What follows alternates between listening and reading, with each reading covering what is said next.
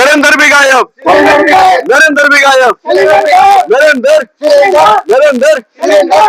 आज बार्शी तालुक्यातील तमाम जनतेच्या वतीनं, संभाजी ब्रिगेडच्या वतीनं, शिवशाहू फुले आंबेडकर चळवळीच्या वतीनं आणि शेतकरी संघटनेच्या वतीनं बार्शी तहसील कार्यालयासमोर सिलेंडरची अंत्ययात्रा काढलेली आहे।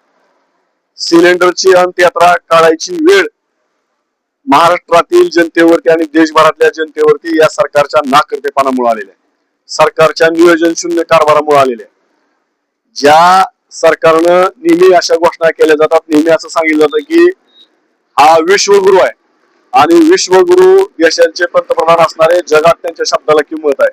जर त्यांच्या शब्दाला जगात किंमत असेल तर आम्हाला अभिमान आहे त्याचा, परंतु ज्या विश्वगुरूंना विश्वामध्ये मान्यता आहे त्या विश्वगुरूने आम्हाला फक्त सिलेंडर मिळवून द्यावा एवढी आमची विनंती आहे। जर तुमच्याच्यानं फक्त आम्हाला सिलेंडर देता येत नसेल तर लक्षात ठेवा, तुम्ही या देशातल्या जनतेच्या पुढे सिलेंडर करणं गरजेचं आहे। या देशातील जनतेला खरी जी काय वस्तुस्थिती आहे ती सांगणं गरजेचं आहे, कारण मागच्या 4 दिवसापूर्वी या राज्याचे मुख्यमंत्री फडणवीस साहेब असे म्हणले होते की गॅसचा तुटवडा होणार नाही, गॅस कुठेही कमी पडणार नाही, पेट्रोल डिझेल सुरळीत मिळेल।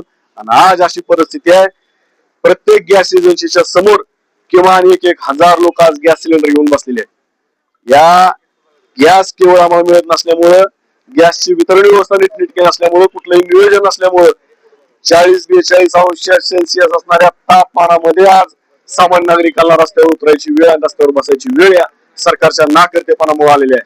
म्हणून आम्ही आज सिलेंडरची अंत्ययात्रा काढलेली आहे। जर सरकारने याची उपाययोजना केली नाही तर सरकारची राजकीय अंत्ययात्रा निघल्याशिवाय या देशामध्ये राहणार नाही, एवढंच या निमित्तानं सांगायचं आहे।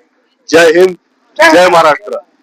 नरेंद्र भी गायब, नरेंद्र भी गायब, नरेंद्र, नरेंद्र, नरेंद्र।